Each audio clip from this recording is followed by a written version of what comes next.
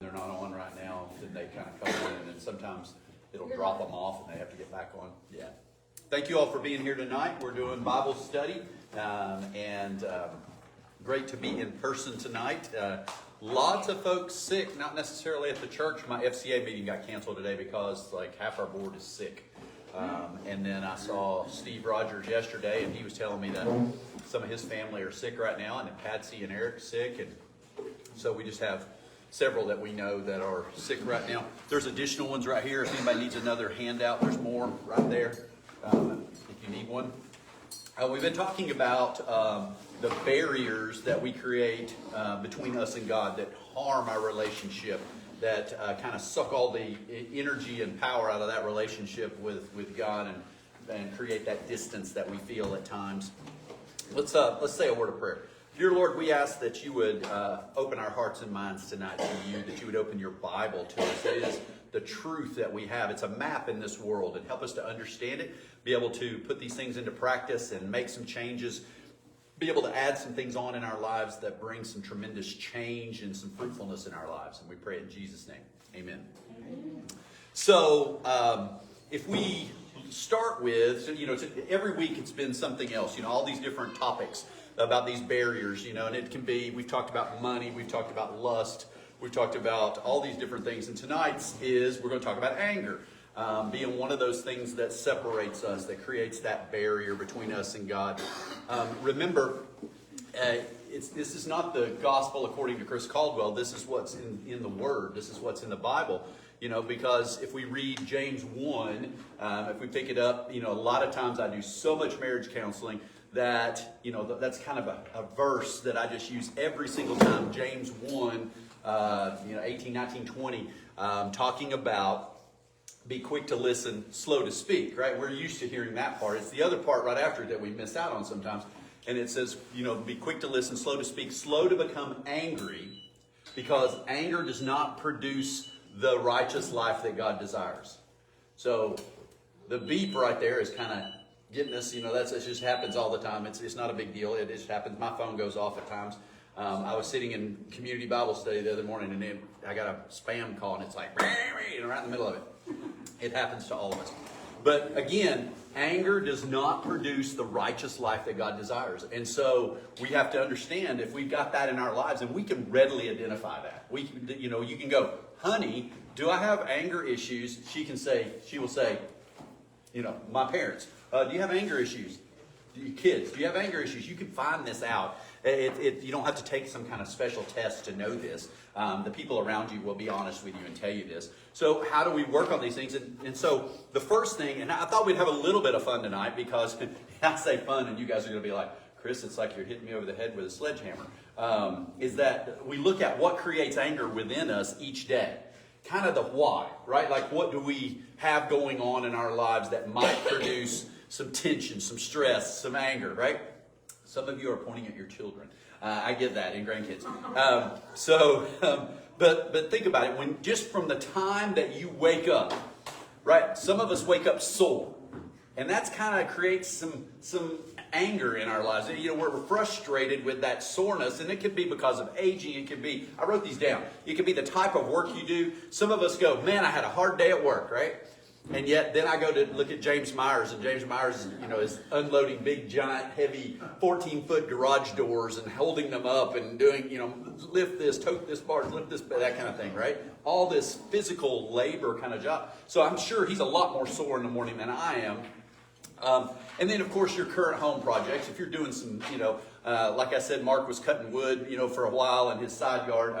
Those are mornings when you wake up and you go, because, you rolling logs, taking limbs, cutting, whatever. You just get really, really, I kind of get that way if, this is how out of shape I am, if I'm cleaning windows.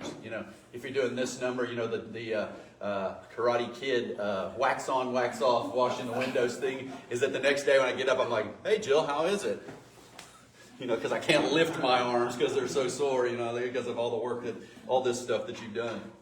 Okay, so that would be one little source of maybe some tension, a little bit of stress. The next one is lack of rest. And I put sleep in parentheses because it's easy to sleep and not rest. You know what I'm saying? Just kind of that, anybody here woke up at an hour before your alarm's supposed to go off? Jenny's texting my wife at 3 o'clock in the morning. They're not really, but they're both up at like 3 in the morning, just kind of wide awake. But I got to go back to sleep. And you try to go back to sleep, and you get that little bit of a dozy thing going on, and you don't know whether you're asleep or awake, and it's not rest. So, and it may be caused by worry or grudges, sitting around thinking about, the person you want to get back at.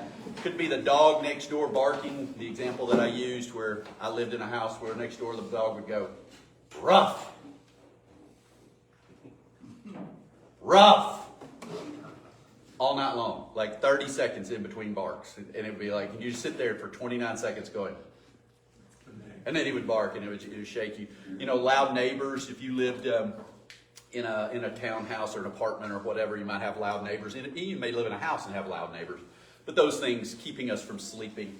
The next one, you might look in the mirror in the morning, right? You just rolled out of bed, you walk in, you look in the mirror, and because of aging or you're out of shape or your self-image is off, that, just creates some tension, some anger within you about, how things have turned out or whatever, or the spot that you're in.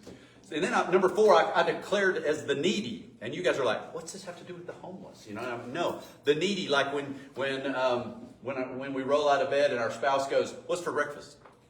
Or where's my shirt? Did you wash my shirt? Or whatever, and that kind of stuff. Your spouse, your kids needing to be clothed, fed, all the things that you do to make lunches for them before they leave to go, taking your pets out or feeding them or whatever you got to do. And then some of us are getting texts from from our bosses or emails as we're trying to get ready to go to work, right? They're needing you right now to tell them. And some of you all are in businesses where other parts of the world have already started the day, and so they're wanting you to know why you're not in the office yet, right? That kind of deal where the time zones get to us about those things. So I call those people the needy, the ones that need us immediately as soon as we fall out of bed. Tasks, tools, and supplies. That is where when you wake up, you got a to-do list that's this long, and then you try to start doing some of those things, and then you can't find the tools that you need. I'm going to look in the camera when I say that. We actually have a drawer in our house where you put the scissors, and it's the scissor drawer. That's actually what we call it. But if you go right now to that drawer and you open it up, I guarantee you, what won't be in that drawer? Scissors. As you can see, the anger is, my back just stiffened right there, right? You need the tools, right? All that kind of stuff, the supplies. You've all gone. Your eyes are barely open. You've got your bowl of sugar-coated, Pop-Tart bombs, whatever you're putting in your bowl, and you go to get some milk, and you pick out the jug out of the refrigerator, and there's like none in it. Or pour orange juice, and there's none in it. The supplies aren't there for you to get done, the things you need to get done. The toothpaste is empty, whatever it might be. All those things, and it's just a question of, and I put those 3 things there, planning, organizing, communicating. All I need is for somebody to tell me we're out of milk. I'll be glad to stop and get some on the way home, right? But I don't want to wake up and go in there and there not be any but the carton's still in there kind of deal, right? And you guys are going, these are stupid things. But yes, these are the things that, everybody here has sat down on the toilet, and then there not be any toilet paper because somebody didn't put some there. That's the kind of the stuff that we're talking about. All right, traffic. Don't ask Mark what his commute was at one time. Don't ask him that question. You don't want to hear it. If you've ever complained about your commute, you may need to hear what his was so that you'll go, I'm sorry, Lord, did I ever complain about how far I had to go or whatever? Only 26 years. Only 26 years. He used all modes of transportation every day, it seemed like. So, the commute we have, and then the dreaded school zone drop-off. If you ever had that responsibility in your house, oh my goodness. It is, they should hand out, heart medicine as you approach you should be able to take some out of a little thing, as you approach the school zone, just to deal with all that goes on there. And I put on there work, and then I said the ABCs. Your agenda at work, your boss, your coworkers, dealing with all of those. And as soon as you walk in the door, even beforehand, but as soon as you walk in the door, there are days where you will not get your stuff set down on your desk before somebody wants to talk to you and has a question for you and wants you to come to a meeting. Can you come in my office? Can you do this, right? Everybody here has experienced that. The lines when you go out for lunch or to run your errands or to pick up at school after, because it's twice a day that you got to go through that mess if you're dropping off kids or grandkids at school. The schedule, and some of y'all are starting to be, the water is rising on you now. Right now you're going, oh my goodness, Chris, why are we talking about all this, right? Schedules, the kids' sports, practices, games, the dance recitals, the practices, the Boy Scouts, Girl Scouts, church stuff, school, open house, PTA, birthdays, anniversaries, holidays, and then maybe going to the gym. Those are all things that we deal with every single day. And the bigger your family, there are people who come up to me and they go, I've got 75 first cousins. And you're like, oh my goodness, how do you keep up with birthday cards or going to the parties or, all of that stuff? How do you keep up with your family being, because I'm an only child and it's like, I have trouble keeping up, even though I have 4 children. So, and then I put number 10, and it's not the last one, but it is the last 2 miles of a marathon. If you've ever run any kind of distance and you're just like, you're like, I'm almost finished, that last little section is the most killer. My friend Paul ran the Nashville Marathon and he trained for all this time. His wife had goaded him and, pushed him on. Hey, come on, you're going to do this with me. Come do it. And he said the last 5 miles, all that he was thinking about is how he was going to kill his wife when he got home. I think I will push her off a cliff. I think I will shoot her. Right, because he said, I couldn't even, my body just stopped functioning. And so this idea of that, that even after all I've just said, my kids still need their homework helped with at night. They still need to get fed, bathed, and dressed for bed and get some attention. There's still dinner to be grocery shopped for, cooked, and cleaned up after, or at least picked up from somewhere if you're getting a pizza or whatever, right? Somebody's got to pick it up and bring it home. And then the chores, whether it's in the house or out in the yard. Just the stuff that's got to get done. And all of y'all are sitting here and the water's rising and you're like, Chris, you're raising my stress level with all this. I don't even have to go through the government. I put that there, right? April 15th is somewhere off in the distance, right, for taxes. Sickness, disease, and injury. Neighbors. No, nobody has trouble with their neighbors, right? Not any, right? My friend Randy was driving down the road and his neighbor was on this big lawnmower and he's mowing and shooting the stuff right out in the street. Randy drives by with his window down and a rock goes wham and hits him right in the face. Where this guy, and you're like, hey guy, if you just turn that mower away from the road and just blow into your yard rather than hitting cars as they go by and people that are out there. We need to have a little bit of consideration, but we've all had some neighbors that were questionable. And then we get to where the rubber meets the road. Dealing with your family. Dealing with your spouse's family, Raymond's family across the street, right? Everybody loves Raymond kind of deal. And then how about our kids? Dealing with their behavior, their words and actions, dealing with their performance, whether it's in school or in sporting events, dance, and all that stuff we mentioned a minute ago. And then what would I put? Number 17 is marital issues. How did that happen? Because there's 16 things before this, right, that you're having to deal with on a regular basis. The next one that's there is withdrawal from caffeine, right? Because we had to have 7 cups this morning to get us woke up, to get us into gear, to get all the stuff done that we needed to get done. My friend George went on a keto diet, and his wife called me on the phone, and she goes, I need for you to call your friend right now. And I said, what about? And she's like, he needs to eat some carbs. You just need to tell him to eat some carbs. Because he's really cranky and grumpy and grouchy, and I'm tired of putting up with him, so call him now. It's this withdrawal from sugar, right? If you go on these diets, you just, it's prescriptions that we have, the alcohol and drugs, all of those create withdrawal, which makes us crabby, angry, hateful people. 19 is overeating, and I just put that, you guys can all identify, on Thanksgiving, after we've eaten our 7 plates of food, then are we nice people or are we crabby? Usually you feel bad, right? And so you get crabby and cranky, and overeating, it has nothing to do with the people. We're short with them because we feel bad. We're hurting from all of the food that we've eaten.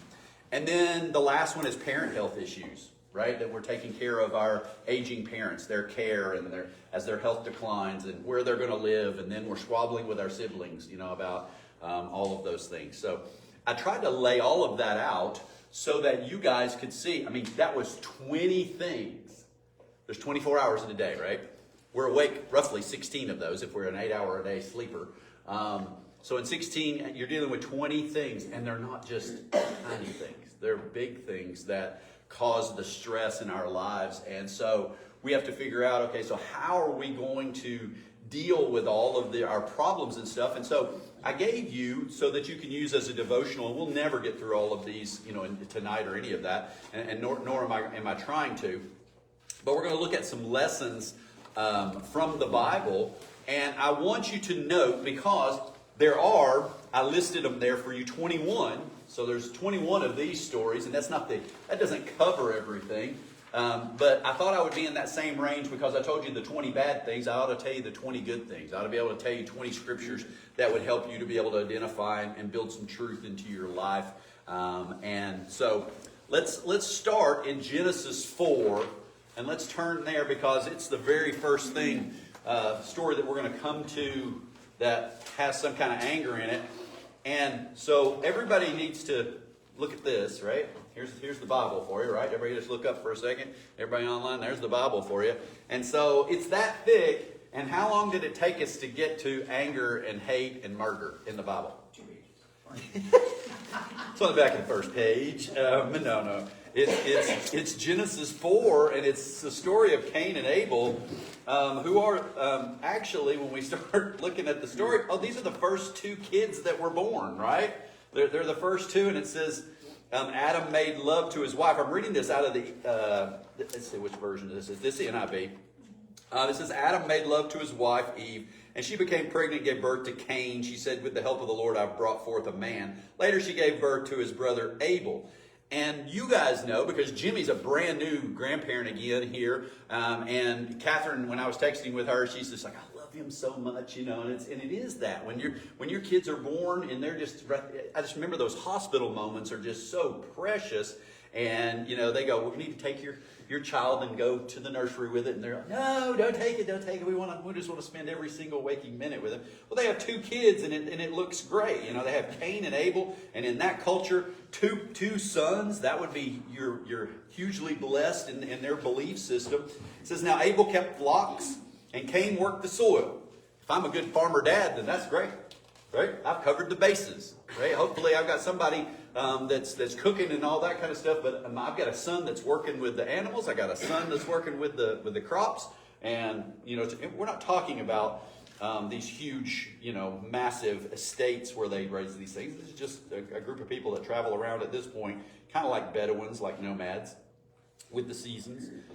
And it said, in the course of time, Cain brought some of the fruits of the soil as an offering to the Lord, and Abel also brought an offering, fat portions from some of the firstborn of his flock.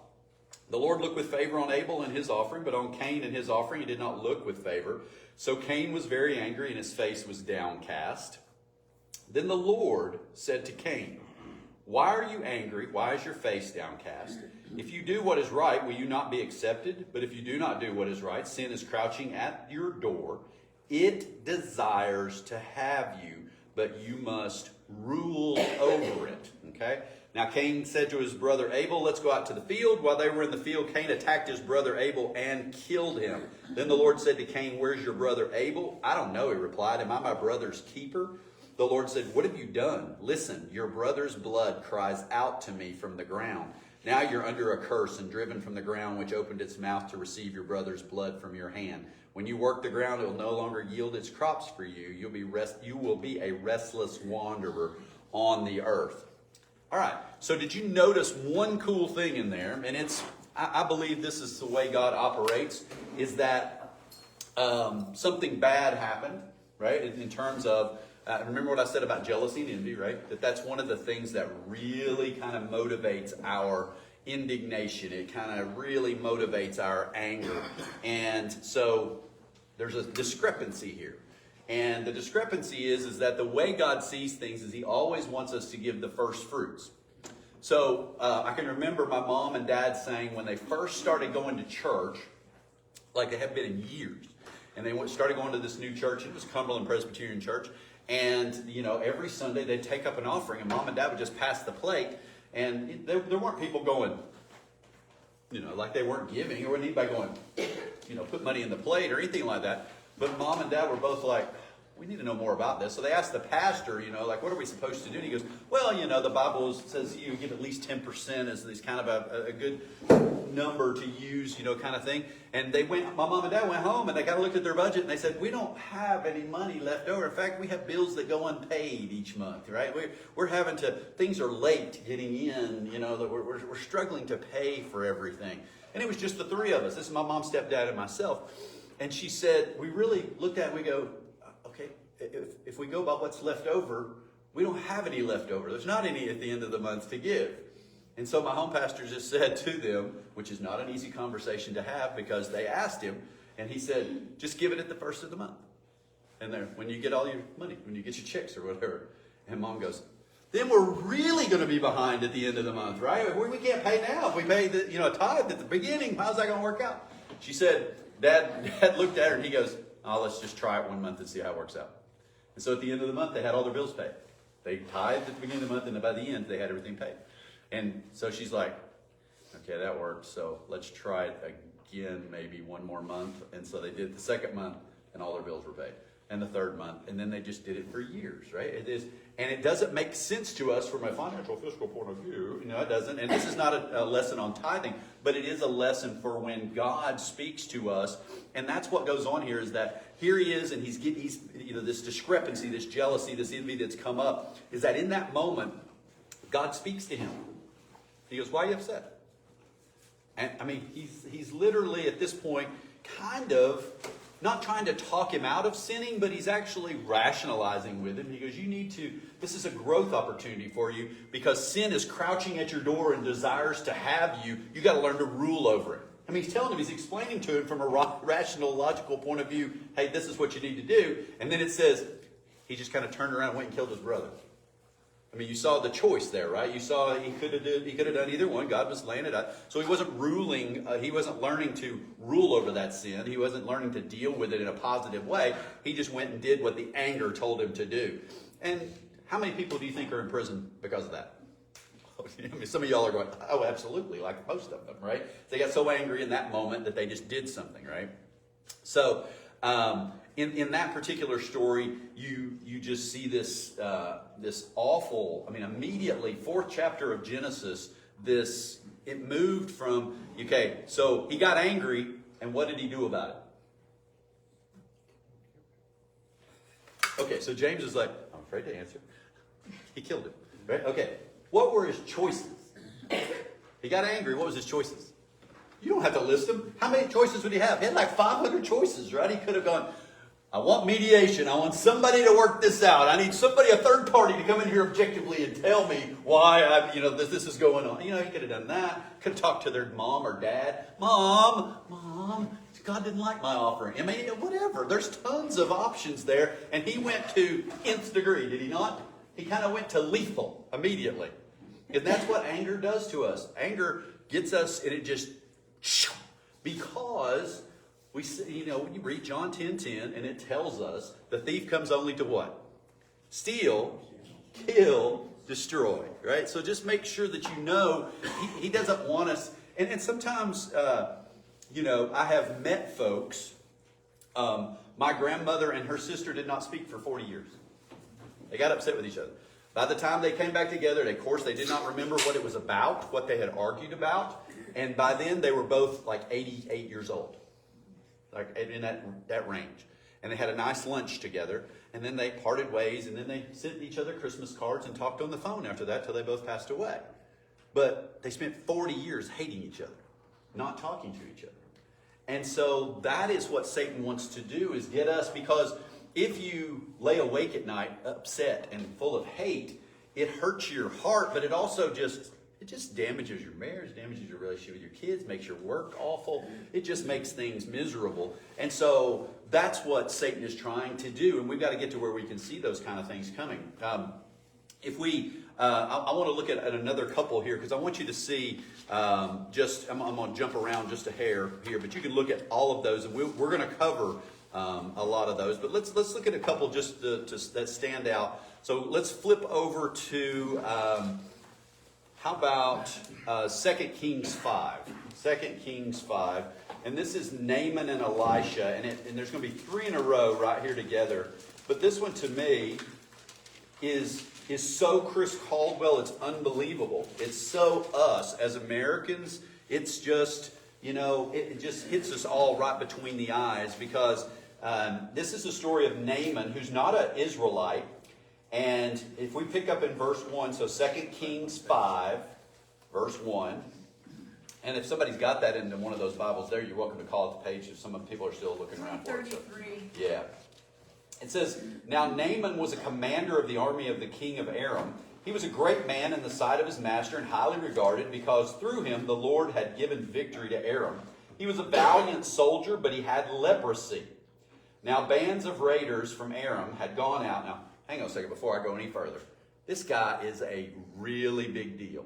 This guy has accomplished a ton in his life. He is somebody in the community that he lives in. And I mean, he could be proud of what he's done. His wife could be proud. His kids could be proud at all that he's accomplished. But how is he enjoying life right now? After all that, after all how hard he's worked, after all this stuff, he's still, now I got leprosy.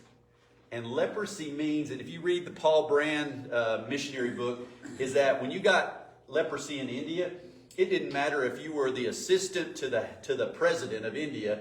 They immediately put you into a different caste, even though nobody ever is related, able to go from one caste to the other. You're basically untouchable. They make you go outside the city, and you're just destitute poor. And so it changes everything immediately. And that's Naaman, and he's trying to deal with it. And it says, "Now bands of raiders from Aram had gone out and taken captive a young girl from Israel, and she served Naaman's wife.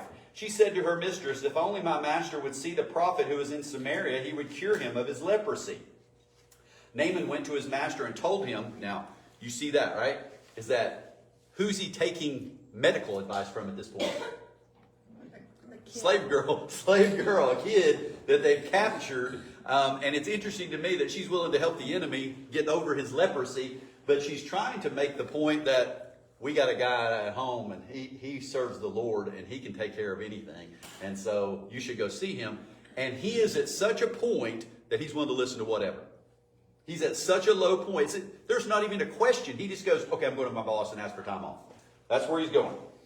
And it says, "Told him what the girl," this is verse 4, "told him what the girl from Israel had said. 'By all means go,' the king of Aram replied. 'I will send a letter to the king of Israel.' So Naaman left, taking with him 10 talents of silver, 6,000 shekels of gold, and 10 sets of clothing.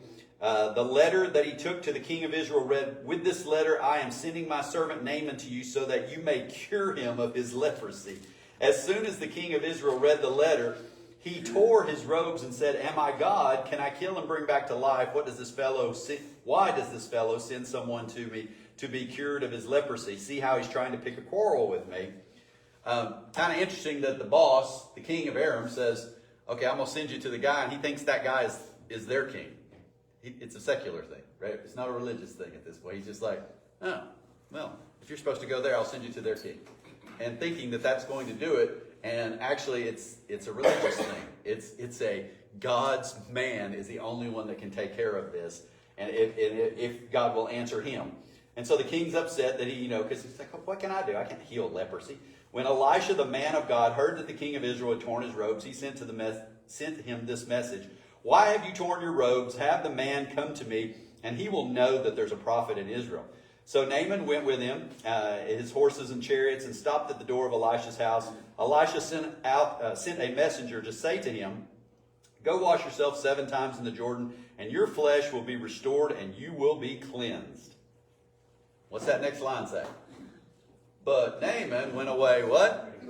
Angry, furious is one of the translations, right? And said, "I thought that he'd surely come out to me and stand and call on the name of his Lord, his God, wave his hand over the spot and cure me from my leprosy." And then he's just ranting and raving, walking around the yard, just kind of, it's just, he's upset, mad. And so he's going and he's leaving. He's getting on his horse and ride out of town. That's not true. He's probably not riding a horse, right? Get on his camel, his burro, whatever it is, and he's riding out of town. And what's the bad part of that? Still got the leprosy. Right? His anger is keeping him leprous. Does everybody see that? because the man of God, the girl said, if you go see the man of God, he can heal you of your leprosy. And so he goes to the man of God. The man of God goes, go do this, and you'll be healed of your leprosy.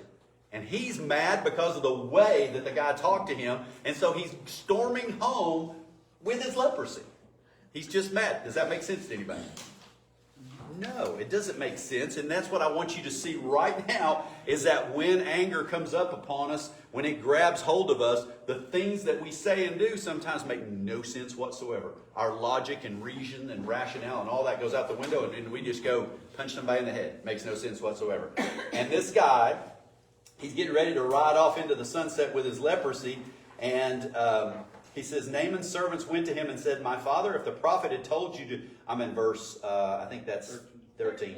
Naaman's servant went to him and said, my father, if the prophet had told you to do some great thing, would you have not done it? How much more then, when he tells you, go wash and be cleansed? So he went down and dipped himself in the Jordan 7 times, as the man of God had told him, and his flesh was restored and became clean like that of a young boy. That's a massive miracle. There is no cure for leprosy during this time. And he just changed his life like this. He just flipped it back. Satan turned it this way. He just flipped it back over. Now he's got all of the status. He's got his role with his king. And now he's a believer in God, which opens up God's blessings on his life. And so you just have to be able to see that, is that the anger was going to keep him in torment. It was going to keep him in an everyday misery of having leprosy and watching his fingers rot off one by one, down to the wrist, down to the elbow, down, all of it. That's what happens to you. You gnarl up and become like this, and then pieces are falling off of you. And so he would not have been with his wife. He would have not been with his kids. He would have not been able to do his job. He would have been an outcast and we use the word as a cliche now, a leper, right? To everybody. But because he overcame the anger. And how did he do that? Because let's take ownership here and try to figure out. There's an action step in here I didn't identify in the sheet. But what did you see? Notice Cain and Abel. Cain's mad as a hornet. God speaks to him and he says, hey, let me ration out. Let's do this right now. Let's talk about this for a minute before you go do something silly. Let me explain to you what needs to go on, right? He intervened. In this story, he's about to get on the camel and ride out of town. The mule, if we're here in Columbia, he's going to take off riding out of town. And another servant goes, hey, hang on a second before you go storming off. If he had said, go climb to the top of Everest and do this and that, wouldn't you have done it? He goes, yeah, I guess I would have. He goes, well, why don't you just go right over there to the river and dunk yourself 7 times before we leave and see if he's right? And he goes over and does that. And he's healed. And it says back to his skin is like a young boy. He's like reborn. Not only physically, but what? Because he became a Christian. He became, not a Christian because Jesus is not here yet, but he became a follower of God at this point. I do want you to see that, how amazing that is. All right. So let's stop right there because I don't want to get too far away. We're going to study this for a couple of weeks for sure. But let's look at some of the action steps here, okay?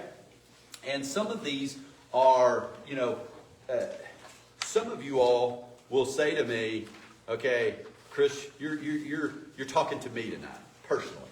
And actually, I'm talking to me every single time.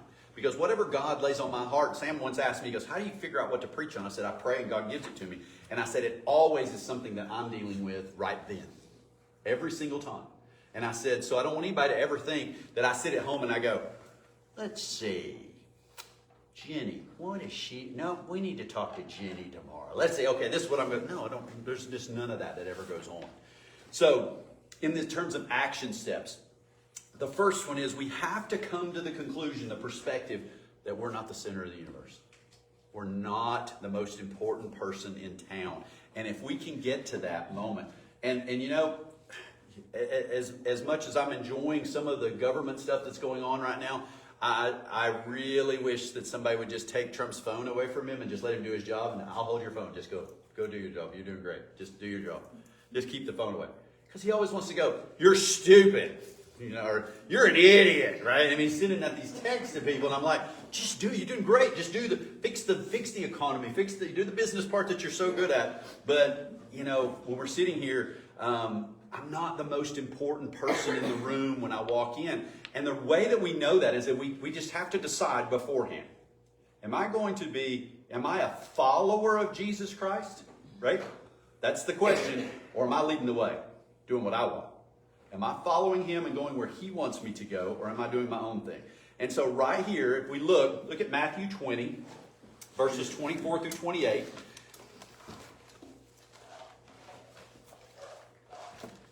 And this is, the 12 disciples who should know better. They're the guys that have followed Jesus around for 3 years. They're the guys that should have more information than anybody.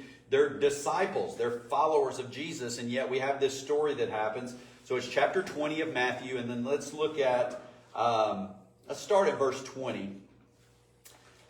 It's 2020. Then hopefully you can see 2020, right? Then the mother of Zebedee's sons came to Jesus with her sons kneeling down and asked a favor of him. So this is James and John, the sons of thunder. What is it you want? He asked. She said, grant that one of these two sons of mine may sit at your right and the other at your left in your kingdom. You don't know what you're asking, Jesus said to them. Can you drink the cup I'm about to drink? We can, they answered. Jesus said to them, you will indeed drink from my cup, but to sit at my right or left is not for me to grant. These places belong to those for whom they have been prepared by my Father. When the other 10 disciples heard about this, they were indignant. That's a fancy word for they were upset, mad, right? It says, with the two brothers, Jesus called them together and said, you know that the rulers of the Gentiles lord it over them, and their high officials exercise authority over them. Not so with you. He's differentiating between what you see in government, what you see in the world, what you see in the secular stuff is not like what being a follower of Christ is about. He says, not so with you. Instead, whoever wants to become great among you must be your servant, and whoever wants to be first must be your slave, just as the Son of Man did not come to be served, but to serve and to give his life as a ransom for many. So he's laying out this idea of putting others first. He's laying out the idea of being a slave and being a servant to those people around you. And then he follows all that up with that teaching in there about the golden rule. Doggone you. What does that say? Do unto others as as you want them to do unto you. Before they do. Right. No. That's a t-shirt. That's not from the Bible. That's a different lesson, right? Okay. So each one of those things, just getting to that idea of that we're followers of Jesus rather than us leading the way, that we're not the most important. Now, that doesn't mean that, that God doesn't think highly of us. Absolutely. He created us individually. We all have different fingerprints, all that kind of stuff. We are all made in his image, and he loves us all. And he died on the cross for us all and was resurrected. But, okay, so I mentioned that we need to be deciding beforehand what we're going to do before we get out of bed. And that's the idea of being proactive versus reactive. Because most of the day, stuff happens to us and then we just react to it. And we don't do anything to prepare ahead of time for it. And some of that is, you're going to be like, yeah, Chris, you always tell me to pray and fast and read my Bible. That's always right there. Those are the most important things. I always have them number one right there. But the next one is that knowing that when we walk up, as soon as we put our feet on the floor into our bunny slippers to get out of bed, right, that there's going to be Satan working to trap us in some way, shape, or form. That he's just looking for an opportunity to get us off track. That goes on every single day. And it's, whether it is, I said to somebody the other day, because if I turn on the TV before I leave in the morning and I hear all the garbage that's out there, then what's that make the day like? Starting off at least. It just wrecks it, right? I mean, it's just immediate. And that's not about us being ostriches and putting our head in the sand or whatever. This is about allowing Satan to get in the middle of that and start, just kind of wrecking us from the very beginning as soon as our eyes pop open. But we do need to understand that he roams the earth like a roaring lion. It doesn't say he roams the earth like a tabby cat, right? It doesn't say that. It says like a roaring lion looking for someone to devour. And then that next part from the 2 Timothy 1, chapter 2, verses 25 and 26. And I printed this one for you. And it says, opponents must be gently instructed. Okay, so that means in terms of our relationships with anybody during the day. Gently instructed in the hope that God will grant them repentance leading to a knowledge of the truth, and that they will come to their senses and escape from the trap of the devil who has taken them captive to do his will. Do you think about that before you go out in the morning? Because every single place you go, every single thing that you do, every single day, whether you work a job, you're retired, whether you're stay-home mom or dad, whatever it might be, those opportunities are always there. You know what I'm saying? and it could be stranger, or it could be your mom, or your sister, or your grandma, or whatever. I mean, it could be anybody that's just stirring the stuff up, trying to make the day turn into this fight that's out there, right? And so Ephesians 4, this is on the last page there, is God warning us and saying, this is Paul writing in Ephesians to the church in Ephesus, don't give the devil a foothold in your life, right? He says, in your anger, do not sin, do not let the sun go down while you're still angry, and do not give the devil a foothold, right? So, how many of you all have ever started a campfire? Okay, lots of people here have been camping before, right?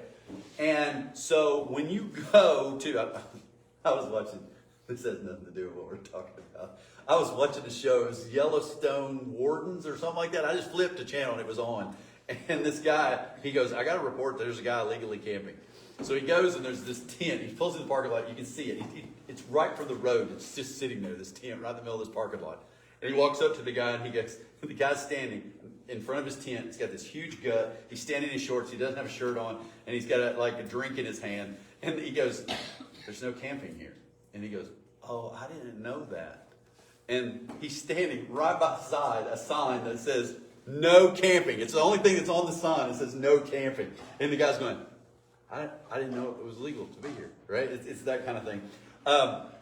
Oh my gosh. But I don't even remember where I was at this point, but it's just this idea of that don't give the devil a foothold, and do not let the sun go down while you're still angry, and the idea of stuff festering. The campfire is that you built a campfire, it got the way you wanted it, you roasted your weenies, you made s'mores and all that stuff, and then you let it die down, you went to sleep, and then, at night you either tried to put it out, maybe the next morning it was smoldering a little bit or whatever, and you're like, okay, I think it's out, right? We can leave. So we packed everything up, put it in the car, and you look back over your shoulder, and what's it doing? It comes back up. There at times it can just, and you're like, I had it out. And those coals, those embers that you just can't even see, that are down underneath everything, and you poured the whole gallon of water on top of it to put it out. But they're still down there doing this kind of number a little bit until you spread them around and get it completely stomped out, whatever it might be. But that goes on in our lives. It is actually, if we don't do something about it, it just kind of rekindles, and can just burn us up in the situation that we're in. If you don't believe that, then just look at where we are in terms of, okay, so we have first graders that get in trouble for playing Army on the playground, because we can't have that, right? We can't pretend to shoot anybody as Army or Cowboys and Indians or whatever it might be. You can't do that anymore. That's all that I did when I was on the playground at recess with, when I was a kid. But now if you do it, what happens? In-school suspension or out-of-school suspension or whatever. It doesn't matter if you're a first grader or a 12th grader. You can't have a gun rack in the truck, right? We just can't. We're in that day and time where none of those things, because we've gotten to the point of knee-jerk reaction. You made me mad. Bang, I'm going to shoot you. Right? Like Cain did Abel. So we can't let it fester. We can't let those coals in our lives just keep going where we're mad at this person and that creates this and we get a little hotter, a little bit hotter, a little bit hotter, all that kind of stuff. All right, so let's talk practical advice. Just one last little thing here before we go. This is for me. If something is fantastic, if a new restaurant opens or an old restaurant's there and it's really, really good, what do you know is going to be like when you go? It's going to be a long line. Why is that? Why is there a long line? Because it's fantastic. It's really good food. Everybody wants to go there. And so the same is true as if you're going to a concert or you're going to a ball game, or you just know before you even go, because most of us will we'll go sit in traffic and we go, I can't believe this.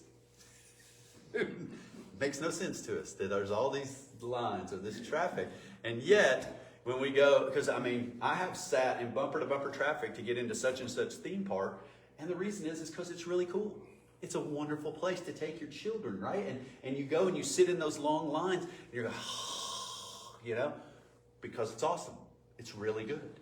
And so we have to kind of have that mindset, and then the idea of taking our turn, right? That we're waiting, that we're in line to wait our turn, that is manners, it's polite. It's something that our aunt or our grandmother or mom or dad tried to teach us as a kid, and we have lost that completely in our society. We have missed it absolutely so much. I'm going to tell you, the other day, I'm sitting there, and I'm at Walmart. And I walk up, and I've got a few groceries, and it was my day off. And I'm back there, and I go up to the, I'm standing in front of the milk right here, right? And Jill had asked me to get some coconut milk. I have no idea where to get coconut milk. I don't even know where it is stored in any kind of grocery store. I don't even know. But I'm in the milk section, so I'm like, I'm going to start here. And so, as you know, there's like 5 of those things, coolers there, that are full of all kinds of milk. 50 different kinds of milk. And so I'm doing this, Mark. I'm standing here and I'm going, looking for coconut milk. I stood there like 9 seconds. I'm not kidding it. I just went like this. And this little lady that was this tall, she came up and gave me the hip check, the Nashville Predators hip check out of the way, and opened the thing. And I said, I'm sorry, I didn't know you were the Queen of England. And she turned around and she looked at me, and it was like a catcher's mitt with 2 lima bean eyes. They were yellow. And she goes, and she just went to her car. I went, where am I living? Where are we at this point, right? And I'm like, we hip checked the pasture out of the way so I could get my milk. I just taking too long, right? And I was thinking, that's where we've gotten to. Is that no matter, because you guys are aware that, and everybody complains about self-checkouts and all that stuff, but it's the world that we live in, right? Is that all of this stuff is out there in the society that we live in, and we need to know, okay, so how can I deal with these things? And the first step in that is that manners and being polite, some people would say, oh, that's just a cultural thing. No, that's actually the golden rule, right? Isn't it? Is that, we all wait our turn. We're going to go get a drink in the fountain at first graders. We all get in line and we wait our turn to get a drink in the fountain or to get a tray to get our lunch or whatever. Those are things we learn very early. And it's at this point in our life where we've all just gotten to the point where we think, I shouldn't have to wait. Don't you know who I am, right? Don't you know? I should be at the front of every line, right? We just have to move beyond that because Jesus is the one leading and we're the follower. All right. Thanks for being with us tonight. God bless y'all. Thank you for joining us.